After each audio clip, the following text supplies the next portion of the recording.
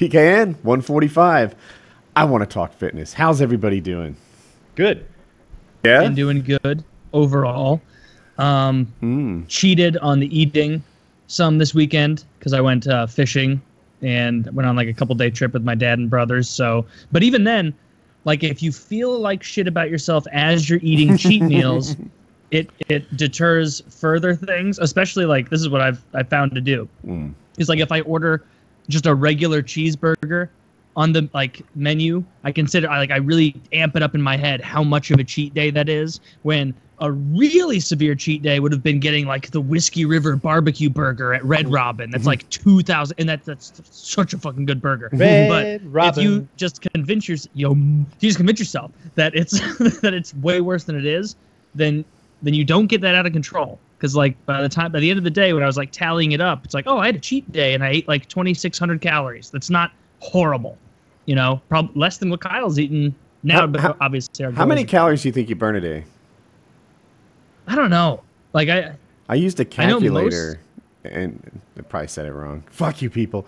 I used a calculator, and it said I was between between 2,100 and 2,500 on a day, depending on how active I am. You mean like one of those websites where it like tells you your basal metabolic rate, something, or whatever it is? Yep. Yeah. It's got to be more than 2,000. I don't think know. Mine's probably like 2,300, 2,400. I don't know. Yeah. I wish we could get some sort of like legit scientific numbers for that, right? Because whenever you're just filling in data on a website, you're getting this broad spectrum, just any size fits everyone kind of bullshit that doesn't incorporate maybe like, you know, our body chemistry and what we're eating and what we're doing and stuff. I know that you can get to like determine your exact fat content. You can do that submersion thing where they put you in water, and anything that weighs more than they can calculate. That way they're not weighing the water, I guess. They're determining your actual fat content. And I wonder if there's anything like that for your basal metabolic rate. I've calculated mine a bunch of times. It's usually like, you know, 2,000, 2,200, 2,300, somewhere in there. So yeah, I had no idea. Like, yeah, I would hear like, oh, this thing costs 6,000 calories, right? And I'm That's like, how I think of it. Yeah, right. You know, like this is my budget, and this is what I'm spending on each thing. And and I was like, I really don't know how much I burn in a day. And to me, like, if you had told me 5,000 was normal, I'd be like, oh yeah, because I really didn't know. But there it is. So my range is somewhere, I think, like 21 to 2,500. Like I had a really active day Saturday. I was actually teaching people to fly. I served as like an assistant instructor, and that's just on your feet, 90 degrees. Wait. Carrying an shit. Assistant instructor or an insistent instructor? Because I wouldn't like that. Actually, you do it the way I say, or you get the fuck out of here. I kind of jumped in because I saw the other instructor was being very harsh, right? Like, this is a brand new thing. He was an insistent instructor. Yeah, he was. And like, guy would like pull the wrong brake and the wing goes to the ground. He's just learning to kite the wing. And it's like, why are you mad at him? Like, this guy literally has 10 minutes experience doing this, and you're pissed he's not good? You know, like, this is hard. And so I was just like, here, you know, let me lend a hand. And I ended up lending a hand all day long and burnt some calories. That's good. Yeah. Like, I see it the same way with the side. I liked how you say it, that it costs something, because I really think that's the most effective way to think about it. Because otherwise you just can, like, you know, it's so easy. I almost did it, you know, just a few minutes ago, and I was like, what do I want to get for dinner? Well, I have plenty of stuff to make at home, or I could go to Qdoba. And I was like, oh, but can I afford to spend 1,000 calories because I'm not going to go there and get up something that I don't want to eat? Get the bowl. The bowl isn't bad. I've gotten not from Qdoba, but from Chipotle. Yeah, I go and get their bowls, and it's whichever one has the brown rice that you can get, because I get the burrito places mixed up, but I get the brown rice and make a bowl of that, and I don't feel bad about eating that at all, especially if you get double meat. I don't feel that bad about it. Like, yeah, that's what I do when I get bowls there, is I get brown rice and double meat. Yeah. But like, as I'm going through the line of all the ingredients, like, I catch myself stopping on all the things that I usually want. Cream, where they're like, do you want our Diablo queso? And it's like, I do, but forego that. Do you want lots of cheese and sour cream and guac? No, just lettuce. Just lettuce and fajita vegetables. Is it possible the guac is okay? Because you know, the avocado has many good properties to it. I'm sure always the hearing about guac is vitamins and fine. antioxidants. I put the guac in. I just don't like imagine it that much. I'm not willing to spend. on that's it. Sometimes I look at food that is not on the good list. It's on the naughty list, and I say, "Are you worth it?" And most of them are not. At least for me right now. I'm down 8 pounds. You know what? Most of last week I was just barely hanging on to 7. I ignore decimals when I give my big round number, but I knew in my head, like, I was weighing 213.8, 213.6, and I was like, I might have a 7 to report next week too. You know, like it's just, I'm not gonna lie, and then come Friday, like clockwork, like the last 3 Fridays in a row. No special accommodations. It's not like I went outside and sweated and came in. I just rolled out of bed, hopped on the scale, and I was down 8.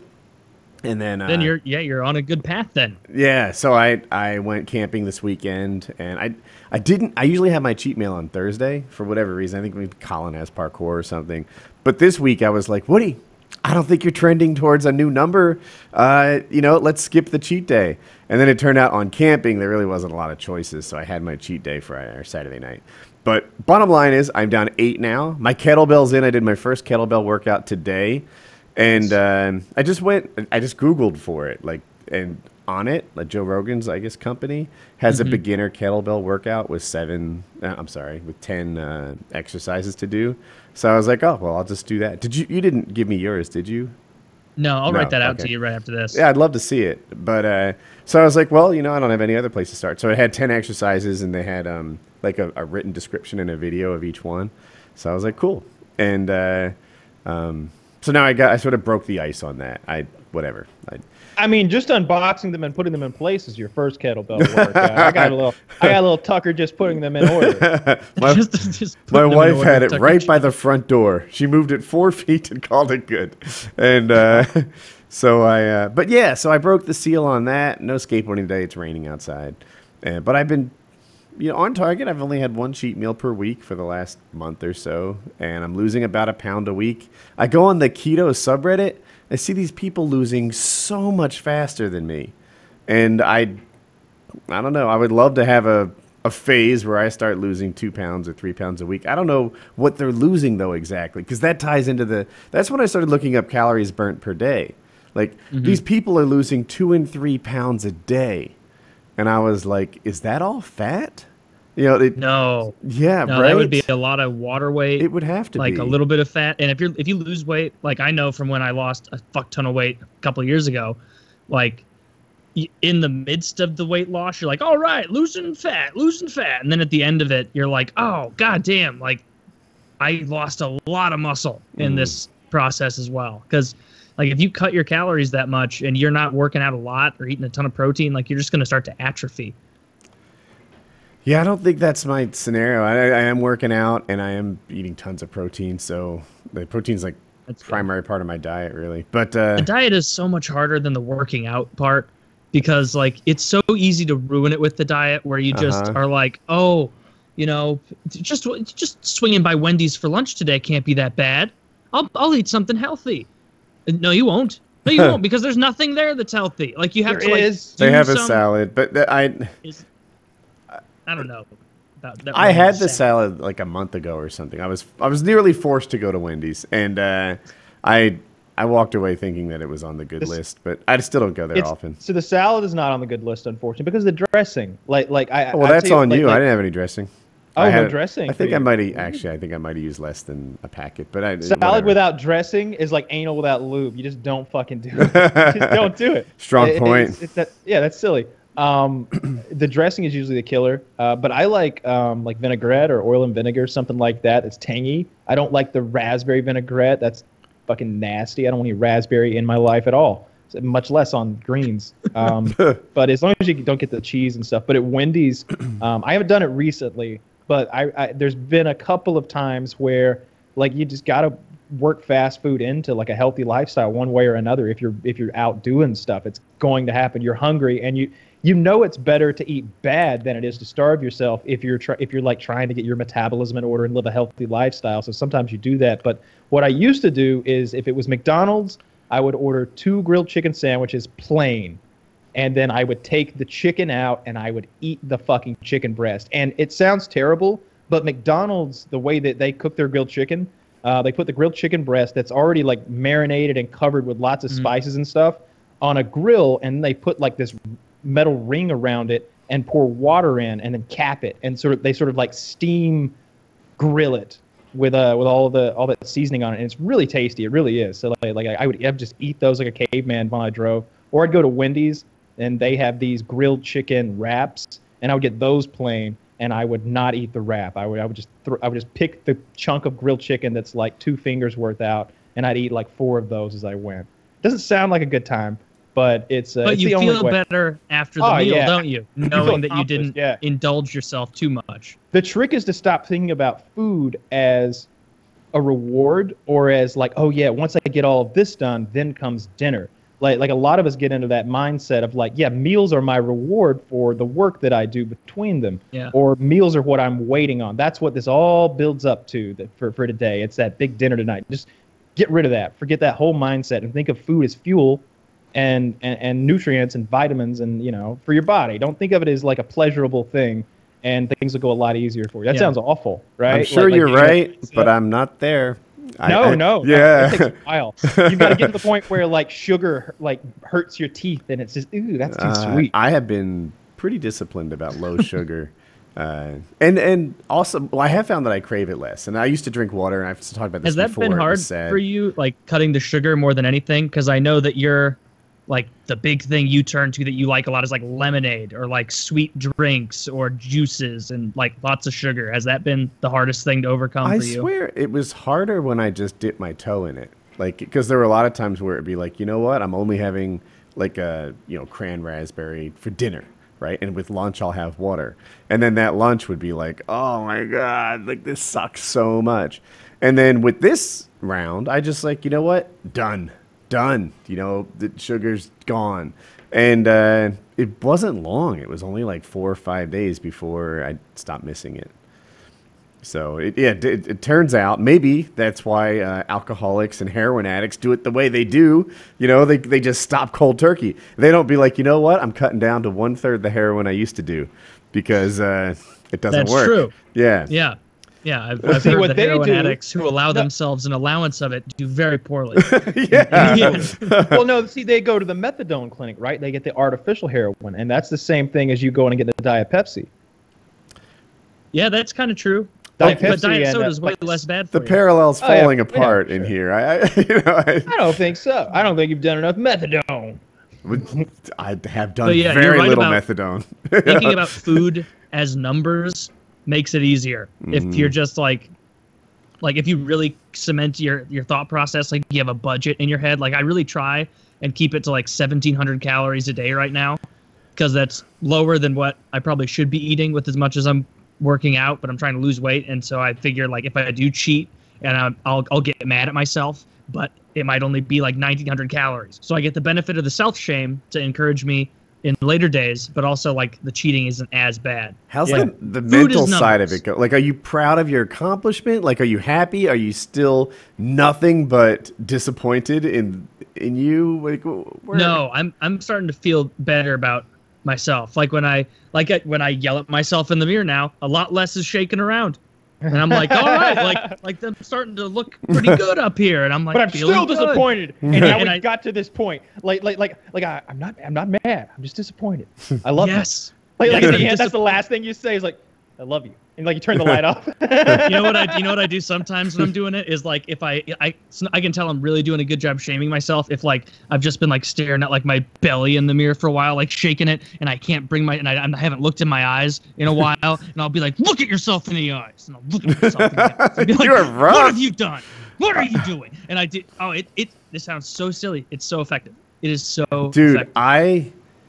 The success I'm having now represents failure of 18 months ago, right? Like I see 212 on there. It's a notable improvement from 220. When I sit in the car with bad posture, my like I have a belly over the bottom like lap belt part that I'm very unhappy with. So I was driving home yesterday, I think, and it was like, you know, like this is not where I want it to be, but it's measurably different. You know, even 8 pounds, I can feel the difference in that belly.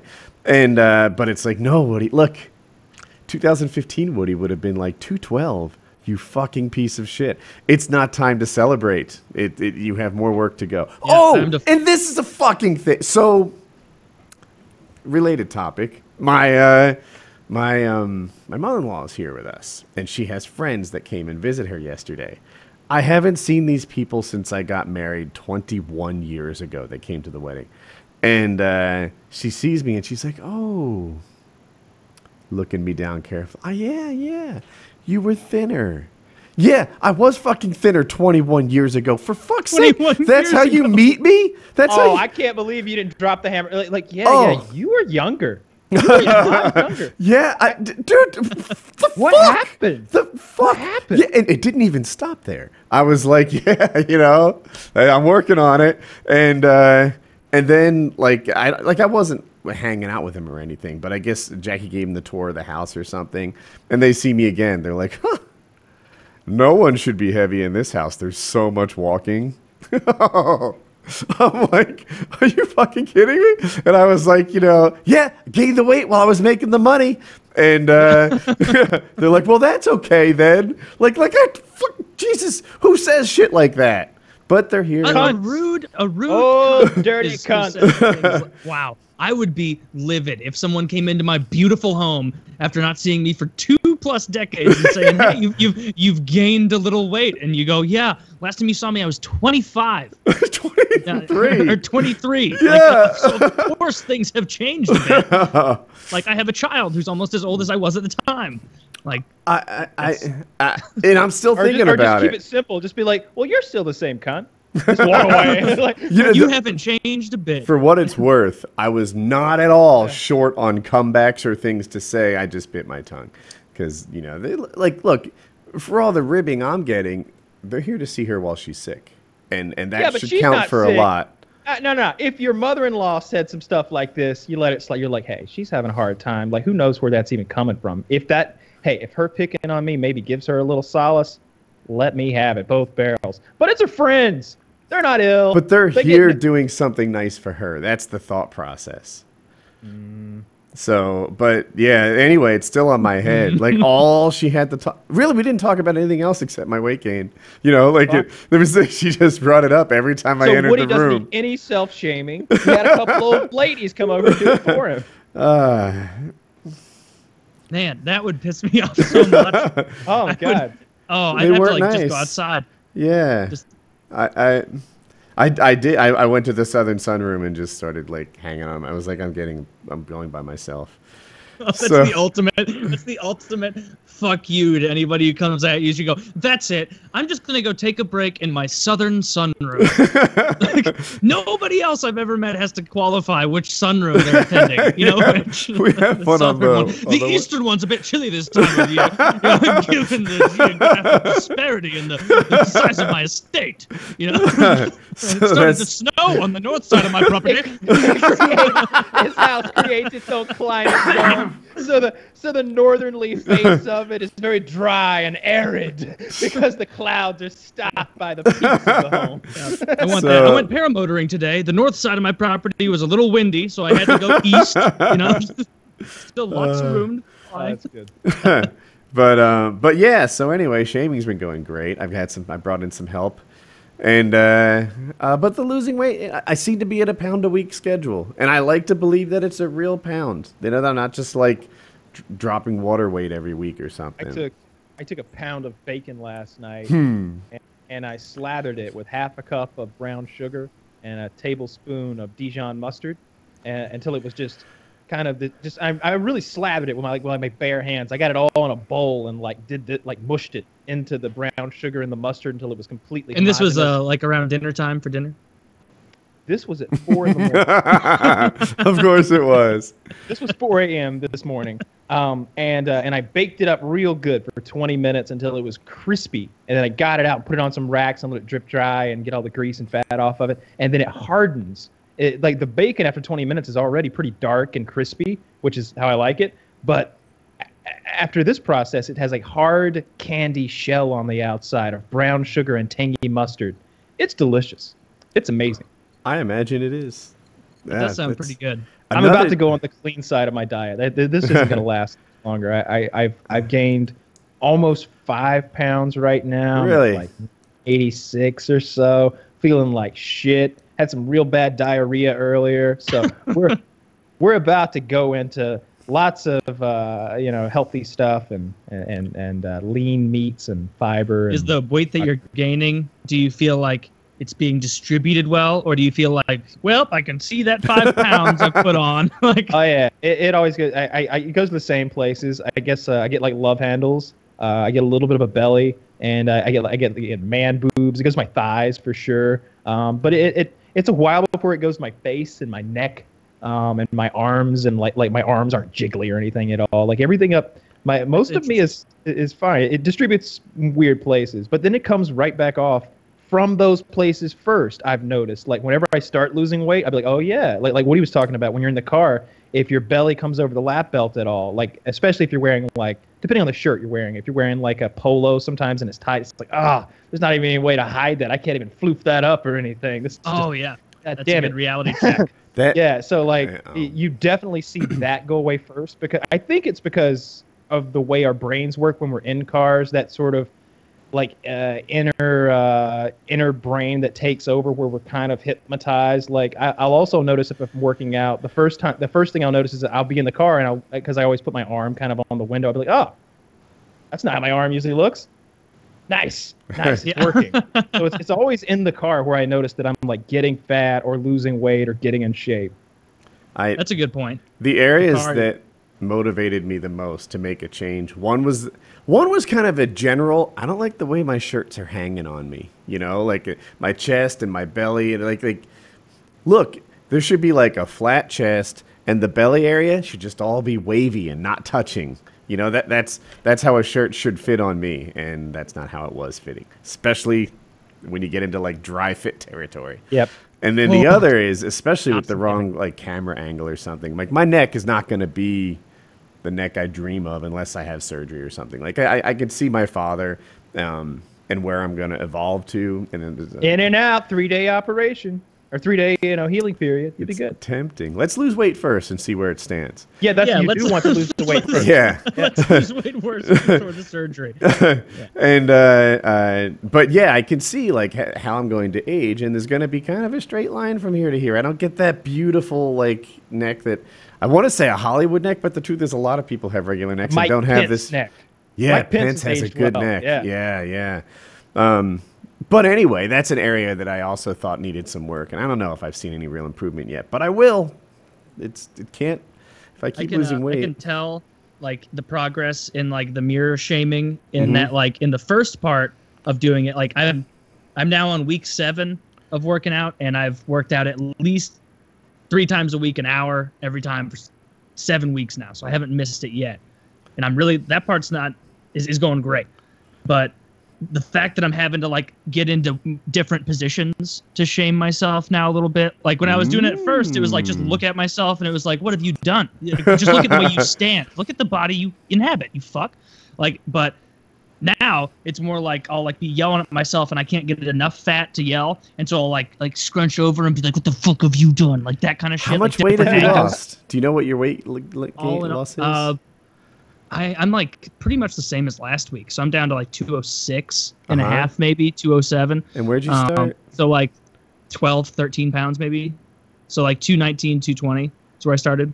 Wow. Yeah, you're definitely losing quicker than me. We'll see. And part of the reason for me, so I have 2 motivations to bring in the kettlebell. One was I like the way Taylor's shirt fits. It's the full homo, I guess. But I was like, like we're both making some positive changes, but I like that one and I want that one too. So that was part of it. Another is just maybe raise my metabolism or something. Add a little muscle. It can the more muscle you have, the more you can eat, which is actually very incentivizing. Because it means you can just eat more. But yeah, I looked it up one time, like how many calories like a pound of muscle burns. It was a lot fewer than you would hope. You'd hope it'd be like 1,000, right? Like, oh yeah, right, yeah. I got a pound of muscle I added back there. It burns up breakfast in half. My daily my daily burn rate went from 2,200 to 3,200 with a pound of muscle. Yeah, what a dream. Like, have you guys been taking pictures along the way? No, I kind of regret. I didn't take pictures because I didn't want to see them. And now I almost want to have like a comparative picture. Like maybe I should take one soon. You know? Well, see, I'm not at my worst yet. See, we're trending up. I may do that. I'm looking forward to the part where I like cut all the calories out and to see how fast I lose the weight, because I'm gonna really monitor it this time, and I'm gonna try to see what I do. That's good. It'll be fun. I'm glad we're all sticking to it. I've been trying to record my gameplay on PC. Chiz was saying OBS was the way to go, but it's just not. I used NVIDIA, I think it's Shadowplay, which is their thing, and it's like 2 clicks and it just does it. And the quality's perfect. Like, just perfect. Like with OBS, it was turning my gameplay purplish, and it just, the quality looked terrible. Like a third of what my quality should look like. And with Shadowplay, it looks excellent. Shadowplay never worked well for me. Like, I couldn't capture, I guess there were times I wanted my mic and the PC, and like I could never get the audio either to both work or to be balanced properly like you expect it to be. And I really love the notion of offloading it to my video card, right? Usually my CPU's struggling and my video card's coasting. It's probably less true as it ages, but I just never had good luck with Shadowplay. And it's perfect in my scenario because the game I'm playing, that Battlegrounds game, is very CPU taxing. So it's nice to just let the GPU take over a little bit. You have a 1080, right? Or is it 1080 Ti or 1080? I don't have the Ti. I was gonna get the Ti. I still might.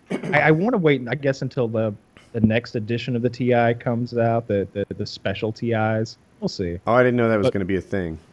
But for what I've got, I mean.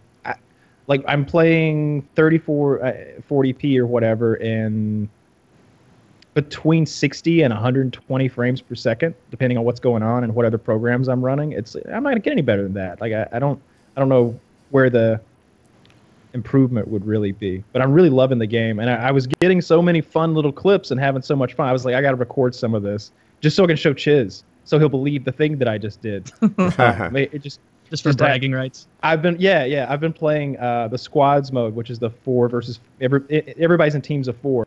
But I realized that you could unselect matchmaking and you could go in by yourself into that mode. So I've been doing that, and I've been talking to the other team with an open mic. The rest of your team or the other team? I don't have a team. Everybody else's teams of 4, and just me just out there. So there's like 20 teams of 4 just roaming the wilderness, and me just creeping around looking for them. And last night I was walking, and all of a sudden I heard some chatter in its proximity voice, and I heard someone like, yeah, there's a helmet right here, and I was like, all right, then I'm hunting now, and I got them all. I got all 4 of them the whole time, just talking tons and tons of shit. What was I saying? I'm gonna take your lunch money, boy. I'm gonna take your lunch money. And I kill him, and I go to, because that's what you kill people and you loot them. That's the main goal of killing them.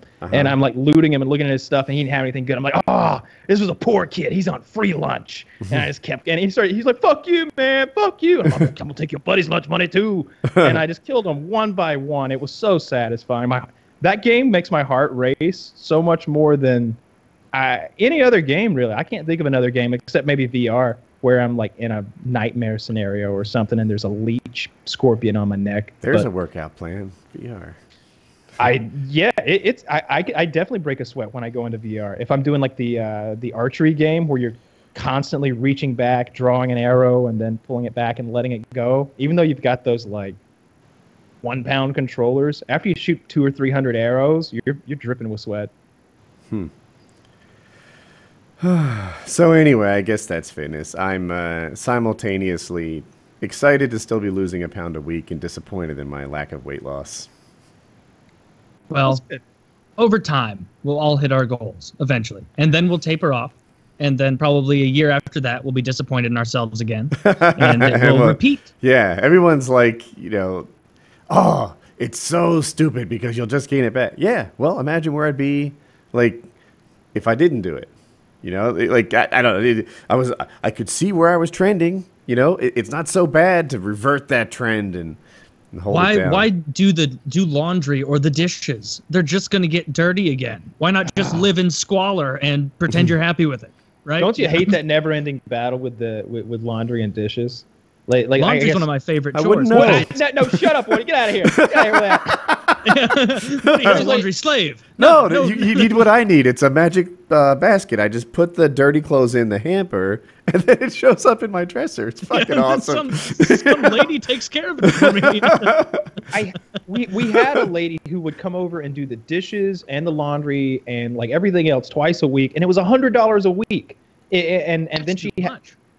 You think so? To do like I don't think you understand the level of dishes and laundry. Like we make like 5-6 meals a day. Like there are pans piled up. Like every day I'm doing dishes for like 30 minutes, like scrubbing pans. Like it's a thing.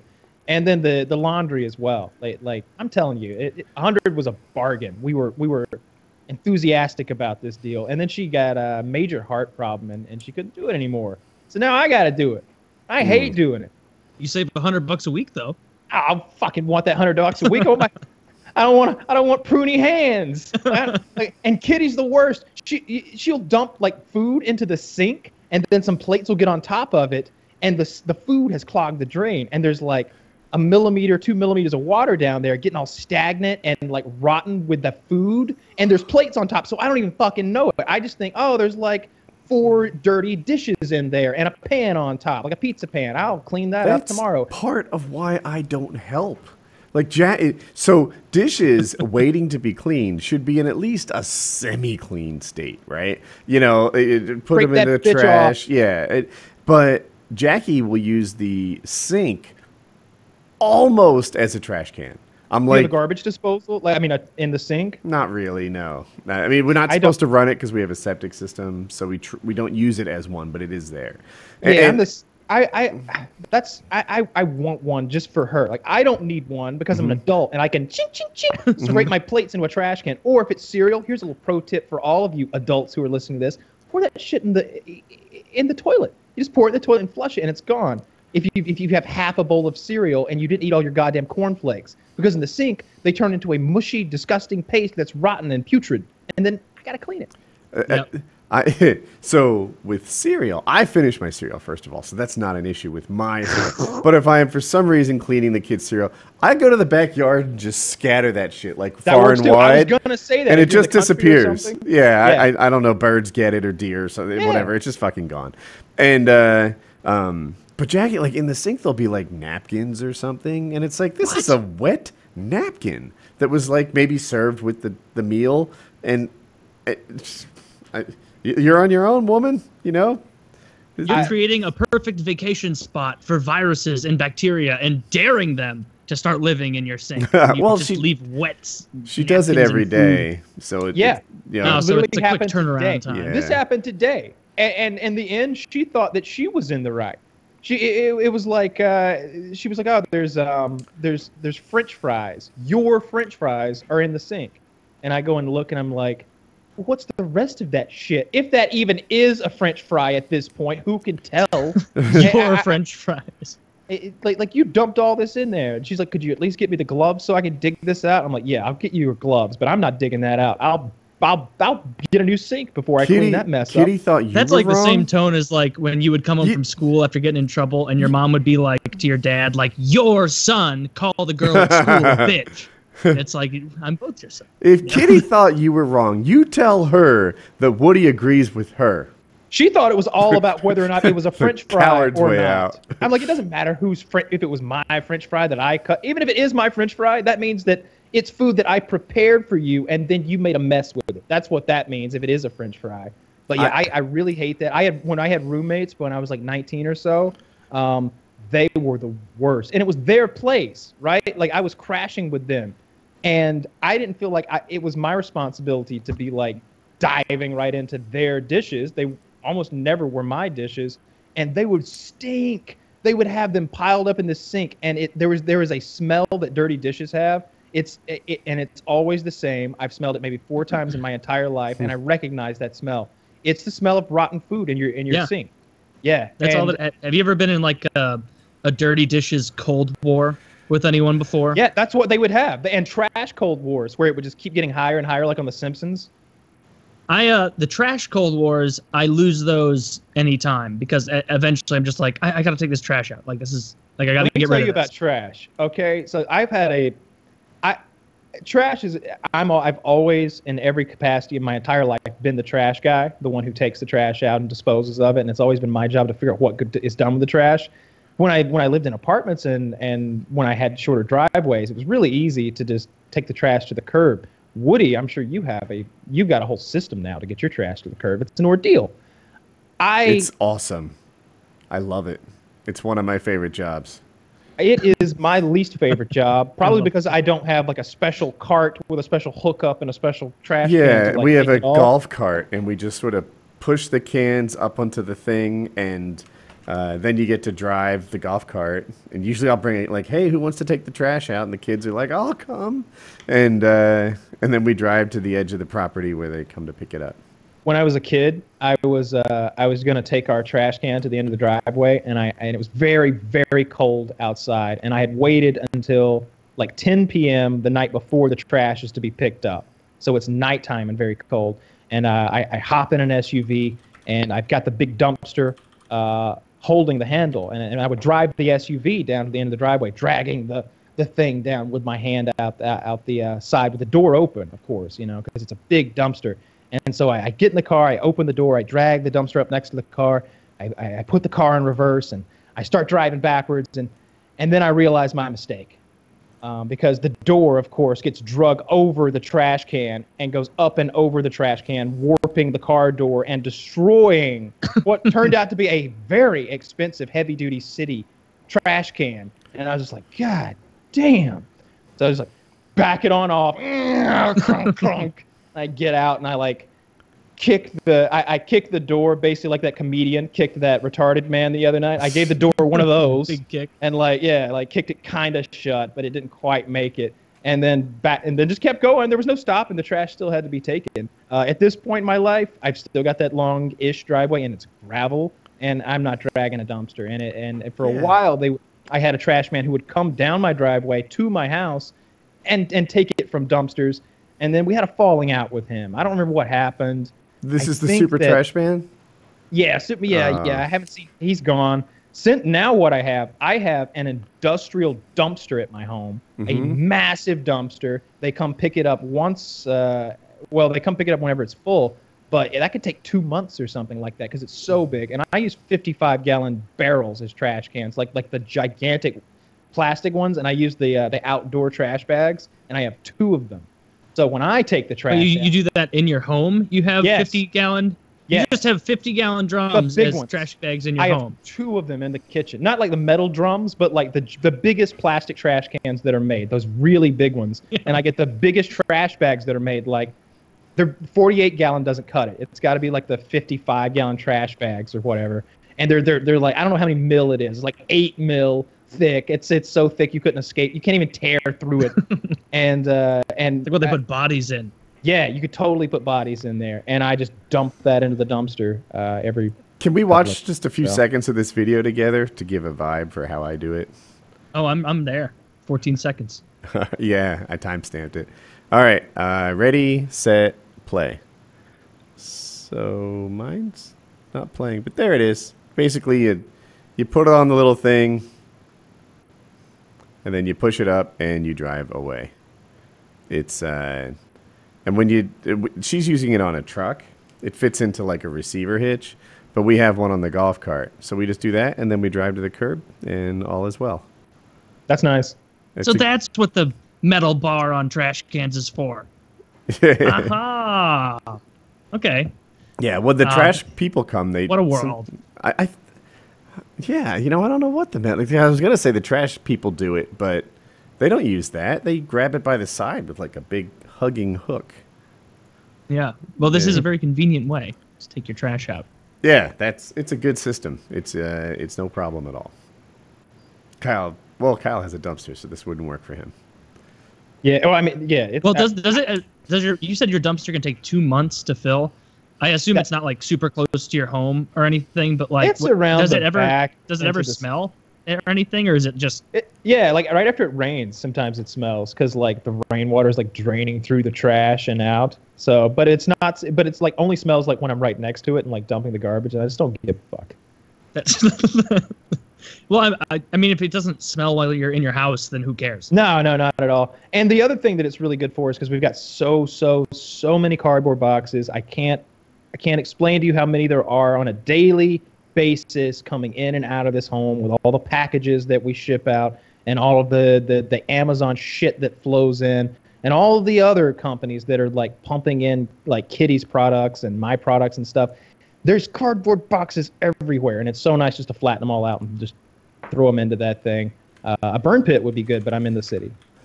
Can't burn. Oh, so you here. wouldn't be allowed to burn shit? No, and you know they might come and like see what I'm burning, and then they're like, oh, you burned a battery, and then I'm in jail.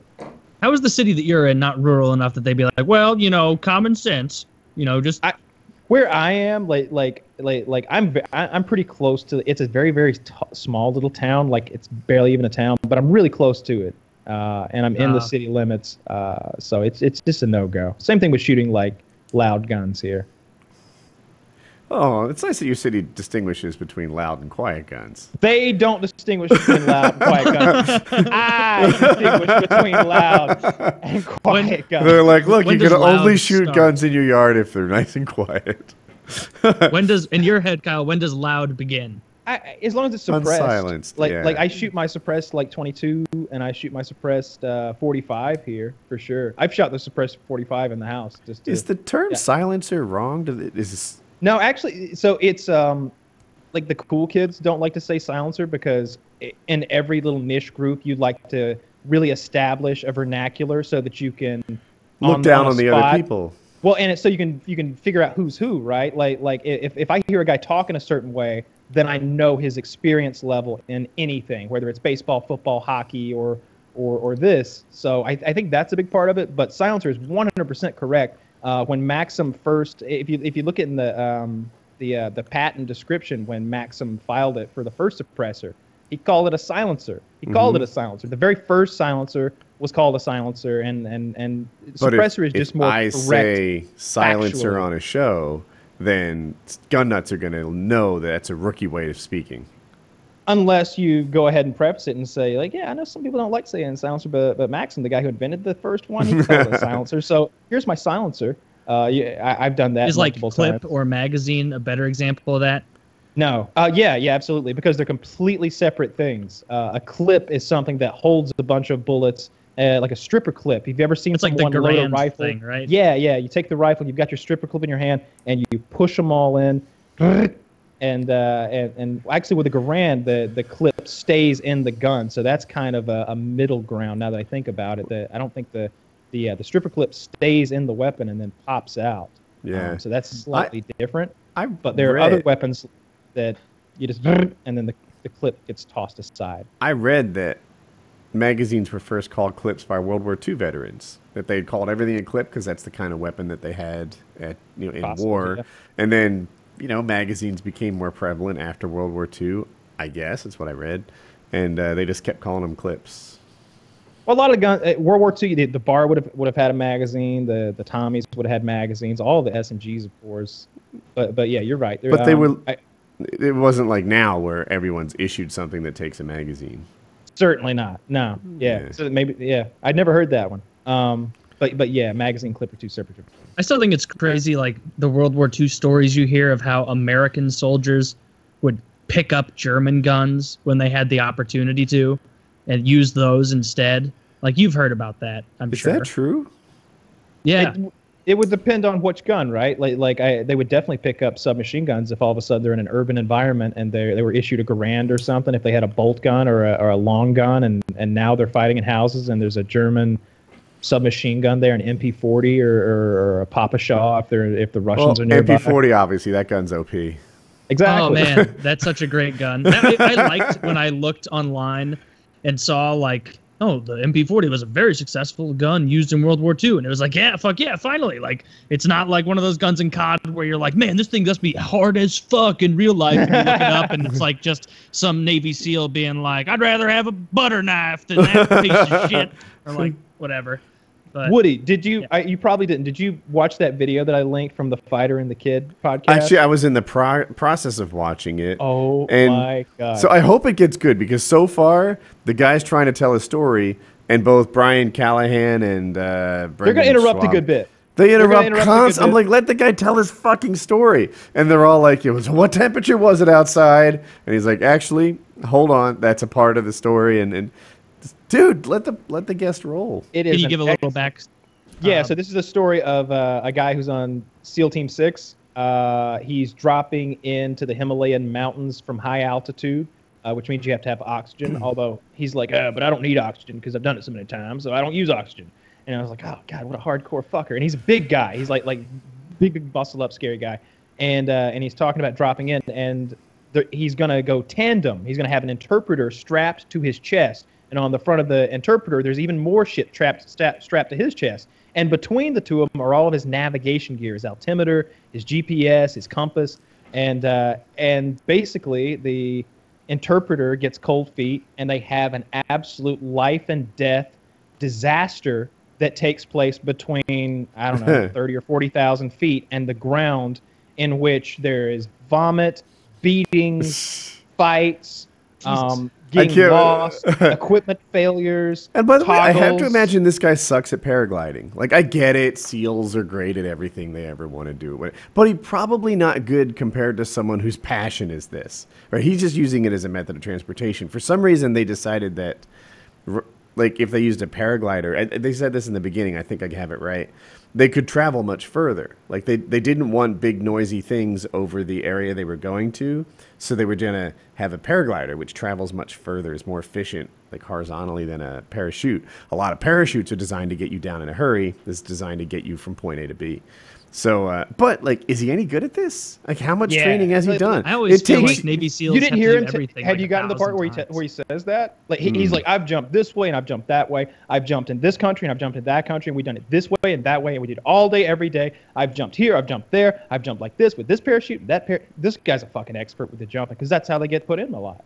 I promise you, like okay. I was satisfied when he like laid out his resume of jumping. I feel like I haven't gotten there yet, because I just know. And the thing is, like, at no point, like he saves their lives on the way down because of the stuff he knows, and the problems they had are in no way his fault.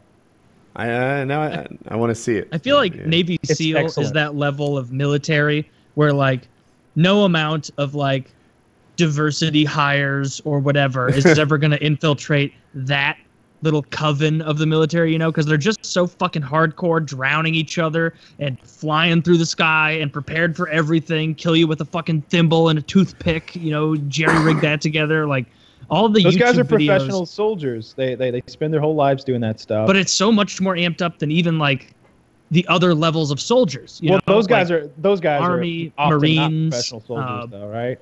I mean, but like Marines are professional soldiers. Yeah. And Navy SEALs are like, I see it like even higher than that. Like, Navy SEALs is as high as you can go in my head. Maybe I don't know the name of like the, you know, the Royal Guard or whatever the fuck. Delta Force. Delta Force, I think, is typically considered the one that is that Navy SEALs though? No, that's a different thing. But hey, they sit SEAL Team 6 when they want to get over Bin Laden, right? Like who knows? I'd say they're all real fucking good. That brings a strong point. Yeah. The distinguishment that I think of is that, like, I hear about Marines and they're like, oh yeah, I was in the Marines for 4 years or you know, 2 years or 6 years or something like that. But it seems like every time I hear about a Navy SEAL, when like that Jocko guy is telling his stories, he's like, oh yeah, it was 1989. That was when I went in and did this and that. It's like, whoa, you've been a SEAL for 25 years? Like, they start doing it and they just do it for 20 years. They are this professional soldier being dropped into the assholes of the world to, like, kill a clan of guys or take out a group of this guy or that guy. Like, who knows? Like, all the crazy shit they do. And they're constantly training. It never ends. You guys are right, but there's a series of YouTube videos that keeps getting recommended to me, and it's like, ask a Navy SEAL about this or ask a Navy SEAL about that. And it's like, they can't possibly have expertise in all these areas. Like, how to handle a dog bite by a Navy SEAL. That's really one. Really? Are Navy SEALs trained in, like, hand-to-dog combat? Yes, of course, right? No way! There's tons of, I guarantee it. And really? And I haven't watched that. Yeah, of course, because there's war dogs, right? And you're gonna have to deal with that eventually. You're gonna have to fight a dog. My buddy. I mean, if you get 7 kills in a row, I guess. My buddy fought that dog that time, and what he said he did was he grabbed it by the jowls, like on either side of its mouth. And he said, and he was a very strong guy. He's 6'3". He was a former Marine. He was a career Marine, actually. 6'3", like 230 pounds, I would say. Real heavy set, big arms, just big dude. And he picked the dog up, and he's like, he can't do shit then. What's he gonna do then? He's like, he can't do shit. And he's like slammed the dog on the ground, and that was it. But you got to get your hands on its jowls, right, which is on either side of its chomping machine. Yeah, it does. Hard to fight a dog. Yeah, that's a one strike and you're out. It would be easy to fight a dog. There. Missed. Yeah, missed. Yeah, I don't know. Being a Navy SEAL just seems, like, you got to feel fucking hardcore when you're on a mission or something and you look around at your team of like you and 6 other guys, and it's like, of the whole fucking military, these are the 7 people who they want to send to get shit done, you know, like to make sure that there are no mistakes. Like, we couldn't trust this with those other elitely trained units. We need this like special unit that you would purchase for a premium in an RTS game. These guys are the all-stars of the military. They absolutely are. And unlike an all-star team, like, these guys work together on a daily basis. You know, it's a team. They number the teams. We hear about SEAL Team 6, but there's a bunch of SEAL teams, right? And like, these guys all know each other. They're brothers. It's not like you're with a different group of guys every time you go out. I think they're like dropping into Somalia one year with Frank and Jim and Dave, and then 4 years later they're dropping into Afghanistan with Frank and Jim and Dave again. You know, like, these guys. It's a cool thing. Kennedy I like. Is living a different life than the. He's like a ranger or something. Well, he's an elite. Like, he's in the Army's version, I think, of the Navy SEALs. Yeah, Army Special Forces. Army Rangers, yeah. But, like, okay, for example, in the Royal Marines or whatever it is, the British one, Prince Harry was a soldier. And he was apparently like a real soldier. He flew helicopters and did real war stuff. I just have to believe, like, every now and then it worked in his favor, right? Like. They're like, yeah, he's a chopper pilot, but you know what? If things get really bad, we pull him out. Oh, yeah. Oh, they absolutely would. Because remember, it got leaked one time that he was deployed in, like, bullshit province, Afghanistan, and immediately they were like, oh, they found out, Harry, we got to pull you out. Somebody, they may actually try to get you. Like, now that they know that the Prince of England is over here fighting. Exactly. Yeah, they pulled him out.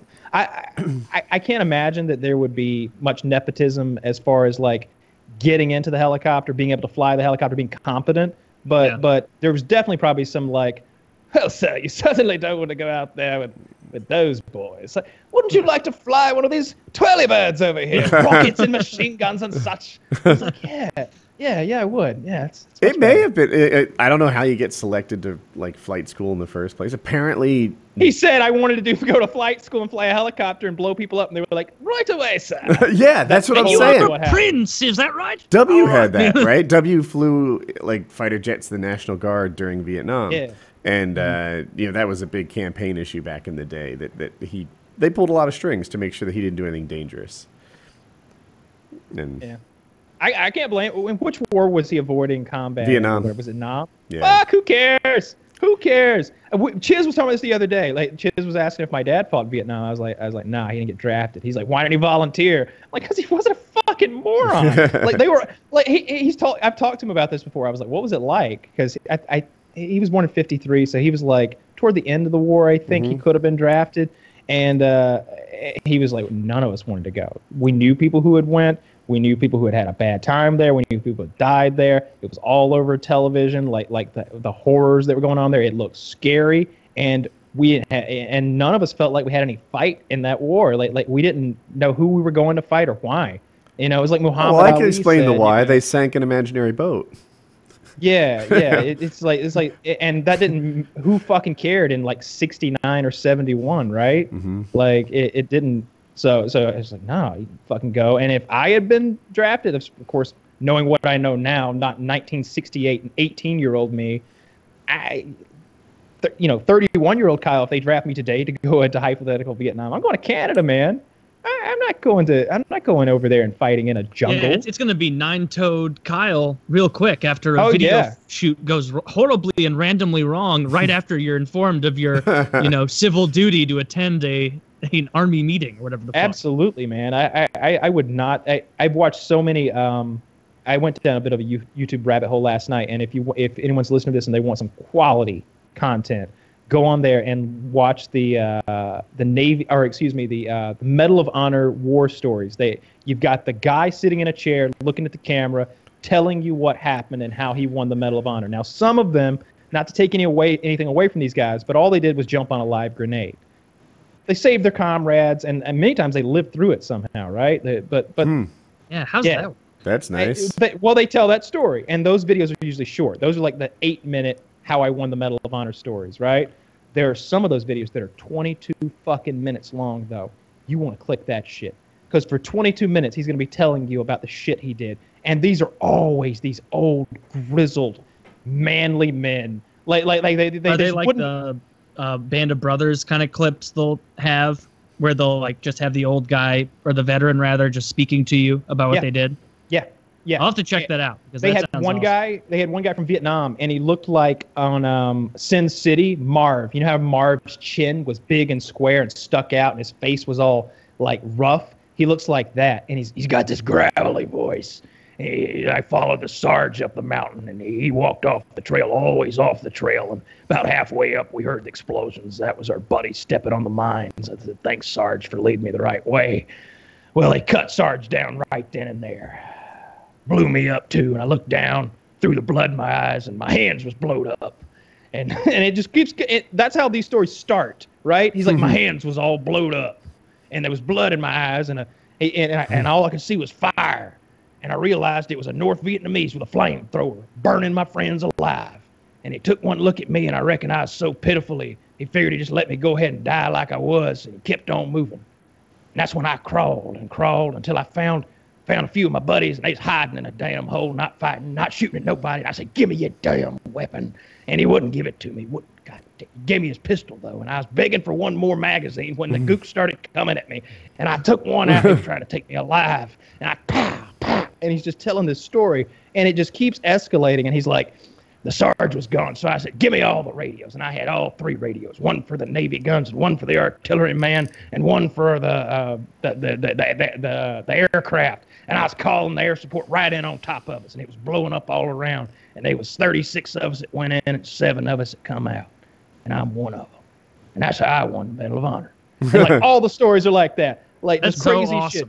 I like those stories. I when, like the accent. It goes into. I know it was very well done. Yeah. I like those when like you almost get to the point of like when they win a huge battle in Lord of the Rings. Like when the fucking undead horde show up, you're like, "Oh, that's ridiculous. That would never happen." Like you get that kind of result with some of these Medal of Honor stories, where like halfway through it'll be like, "And then I made my way into the tunnels. I went in with 2 ears on my head, and I came out with 9 on a necklace around my neck." I started all crying. Japanese, and you'll be like, Alex Jones is one pretty more. badass over there. Now, the thing you need to understand about this joke, The best one I Vietnam listened never to, happened. You know, the best story I heard made me cry at the end. It made me cry. It was so powerful and just ridiculous. This guy, I think there was about 40 of these guys. They were artillerymen. These are the guys firing the big guns, many miles. And a major lands at their position and tells them, "You're going to get hit tonight, 100%. Prepare yourselves." So he's like, my Sarge was 27 years old. He was an old guy to us, and he was always busting our ass, making us take our bullets out of our magazines and polish them, and he'd make us take our artillery shells and polish them, and just always constantly with this shit. And so that night, the enemy comes, and they're using these artillery pieces with beehive rounds. Each round fires 18,000 buckshot with a boom straight ahead. They've leveled the guns. The enemy is advancing. I think there's 3,000 of them. I don't remember the exact number, but it's an overwhelming number of them. And he's manning the gun that's closest to them. There are guns behind him. And he's loading up this beehive round. He pulls it off and just shoots and just kills many, many of them. Well, a mortar round lands next to him, and his friends think that he's dead because it's blown up all of his shit. It's injured him severely, but he's not dead. He's getting up trying to reload. His friends fire their beehive round, and it hits him. He gets shot through. They're not ball bearings. They're darts. I misspoke. He gets shot through the ass with a ton of these darts, like from where his flak jacket stops at the top of his butt to like the top of his thighs is just shot through with darts. So he's laying there all fucked up, unconscious. When he comes to, he is in the middle of the enemy. There are hundreds of them in waves running past him. He picks up an M16 with 400 rounds of ammo and goes through all of it, killing the men around him from feet to yards away from him. Kills all of them he can with that, and then he starts crawling around in the mud and the darkness looking for the ingredients to load the gun again. It's all blown apart, right? So he's just looking everywhere. Oh, he puts the round in, and he's got to fill the powder charge up. He said, I only thought I'd get one shot. So I filled it with all the powder it could take. We'd never done that before. He said, and I finally got there, and I said, good Lord, this is my last one. Thank you. Thank you for letting me get this load. And he pulls the lanyard, and he goes, tink! Didn't go off. He said, and I just hung my head, and I thought this is the end. And then that gun went, whoa, whoa, whoa, whoa, whoa, whoa, whoa, whoa, whoa, and started a shaking, and it went, whoa, whoa, whoa! He said, my buddies behind me said, we thought you rigged up some kind of a damn flamethrower. Because when that thing went off, it shot a cloud of fire out, and it blinded half the enemy and blew away hundreds more. And he keeps loading the gun and firing. That wasn't his last shot until he's really. And he says, I kept loading and firing until I heard, hold your fire, I'm a GI on the other side of the river. And I looked up, and it was my buddy, and he's on the wrong side of the river, and he's hurt. So he starts crawling to the river. He gets on an air mattress, still shot through, and starts swimming. He starts swimming. He gets to the other side. He says, I looked down in the foxhole, and it wasn't one man. It was three. And I said, Lord, I only got the strength to bring one back. You're going to have to help me get the other two. And I started coming back with all three men. Like, what? This is like when you play Call of Duty and you want, like, you level up quickly. But you want to try and get a whole nother level in that same game. This guy was going for 2 medals of honor at this. I bet he probably got more than one. Turns out that's bananas. X-Cal was in Vietnam, not the real one, the one on the screen. Just the first guy I told the story about, the people. Guy with the gravelly voice. He had been considered 3 times, maybe at least 3 times for the Medal of Honor. He's like, and this is the time he won because he was just always doing crazy shit. Those stories are excellent. Some of them, like I said, it's like I jumped on the grenade and I saved my friends or whatever, and that's it's not as entertaining, I guess I'll say, as the ones where they turn into superheroes, and it's just unbelievable. I think Brian Stan has a story like that. Brian Stan, he's a UFC fighter. He's a commentator. I'm sure you'd recognize him if you saw him. But apparently, I can't do it. I don't know the story that well. But he was like in a tank convoy, and they got like they're driving through some low road, and there's hills on either side. Then all of a sudden, the enemy comes over like both sides, and he's like, "All right, I guess time to kill all them." And that's what he did next. If I have the story right, it was something like that. And yeah, those I really like those stories, and they have them from all the wars. From there's guys from World War II on there. I'll have to check it out. That talk about fighting fucking Nazis and the Japanese. Like there's a flamethrower guy, and he's talking about crawling toward the Japanese machine gun, and because of the level and the elevation and you can only tip the machine gun down so far. You can't aim it any lower. The bullets are ricocheting off his tank. Ting, ting of the flamethrower as he crawls, and he's like, I crawled back. They're just gonna blow me up and burn me alive, all my friends. Gotta keep going. And he burnt like 8 pillboxes up and killed bunches of guys. The ones where they go hand to hand, I really like. I like when they have to. There was one guy who picked up a machine gun that was hot with his bare hands. It was terrible burns. The barrels get incredibly hot. I think I know that one. He had to pick it up and move it, and he just all those stories. That also happened in Band of Brothers. That happened in the other one, in like the Pacific one, and that it was from the true story. What is it called? Pacific? The true story was from the Pacific it's just War. the Pacific. So, it wasn't Band of Brothers. What was its like sister one? It was called the Pacific. Oh, okay, yeah. I was pretty close. Yeah, those are both great. Yeah, I can't help but I'll often get emotional when I watch those things because I'm really appreciative that those guys went and did that for our country and for them. So they weren't like, yeah, this is for Uncle Sam, as they gutted 15 Germans. They were probably like, this is for Dave and Mark back there in that hole, and for me, so that I don't get captured and tortured.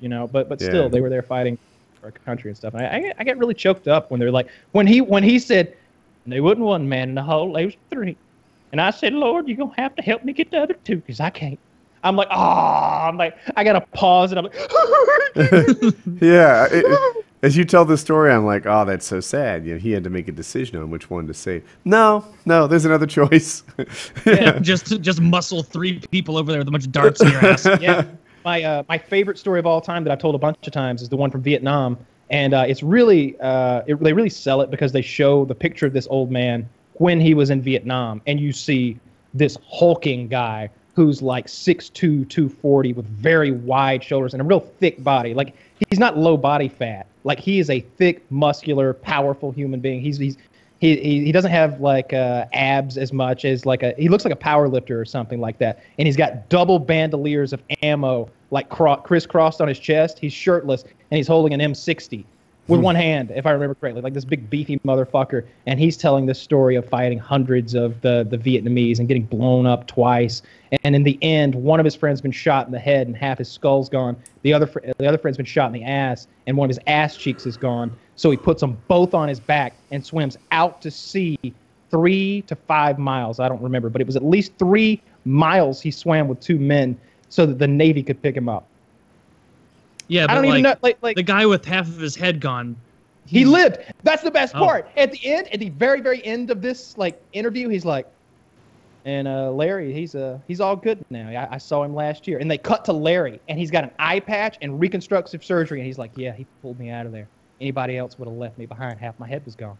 He pulled me out of there. And he's like Larry, half of Larry's head's gone. And the other guy, the guy who had pulled that man out of that hole and swam him across the beach, he was like, and I got to see his kids. I got to hold his grandbabies last week. And they got a picture of him holding the guy's grandkids, and I cried again.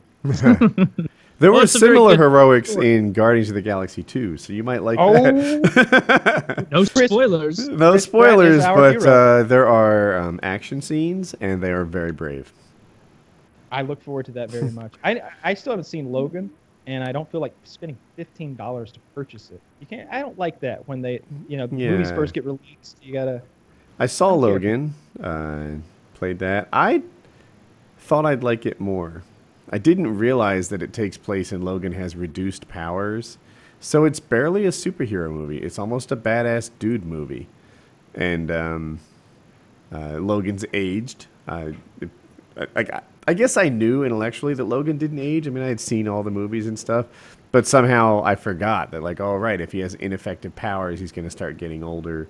And it just, I was looking for a movie called Wolverine, and I saw a movie called Logan, and that was that. Also, the same director made the movie The Wolverine. Have you seen it? That's when he's in Japan, and he fights that robot, robot. I like that one a lot. Yeah, that one that's the kind of movie that I was hoping to see. But grittier and Deadpoolish with sex and shit, but that's not what happened. Also, if there's a second main character, it was this little girl who is Wolverine-like. You can get this from the trailers, it's not a spoiler. And she barely speaks English. She speaks Spanish. And I'm like, why is the main character in this film not able to talk? How is that good? Yeah, I don't know about that. I didn't know that little caveat. I know they're in Mexico, but I was really hoping she could speak English. She has a few words, but it's. I'm gonna watch it. I saw it last night. It was $15, and I was like, I don't like it $15 worth. I just want to rent this thing, not own it forever. This isn't Judge Dredd. He's not the law. I've watched Judge Dredd so many fucking times. It's obnoxious. The people in my life hate it. I'm like, we could watch Judge Dredd. And then everybody's like, no, not again. I'm like, but he's the law. He is the law. Yeah, I'm That's funny.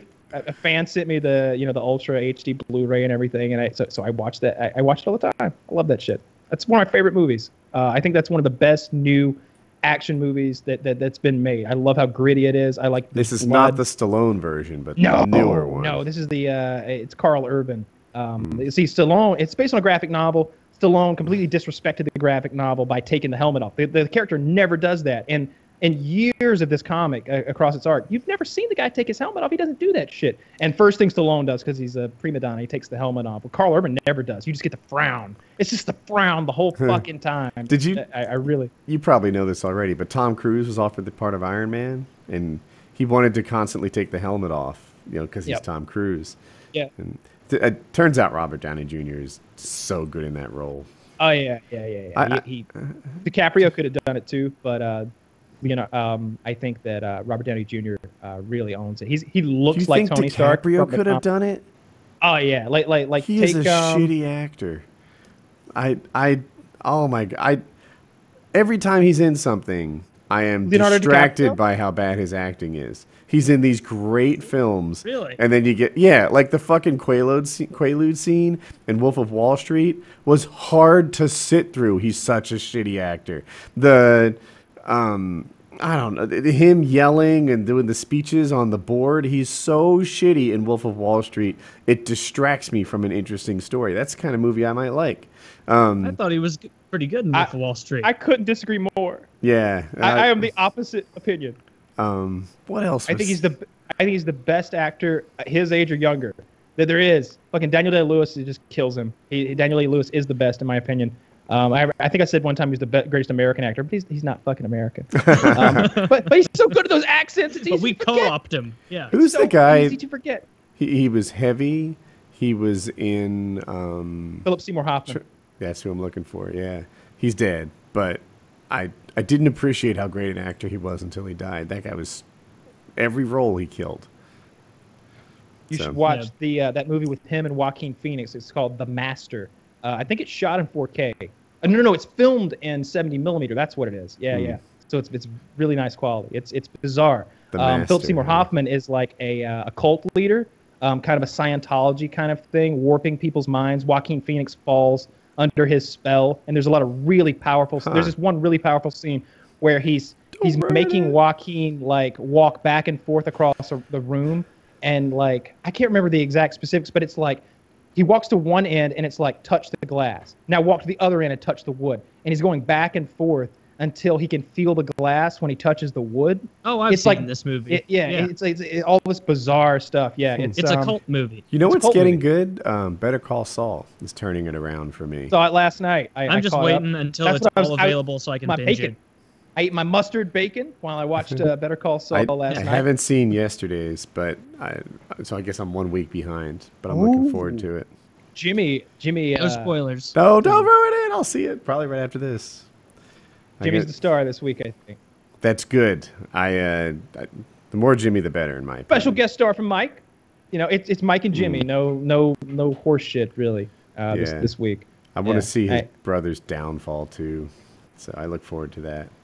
Yeah. But I enjoyed it. Yeah, definitely rap. I want to go play some Battlegrounds. Very good. All right, that was PKN episode 145. Hope you guys like hanging out with us.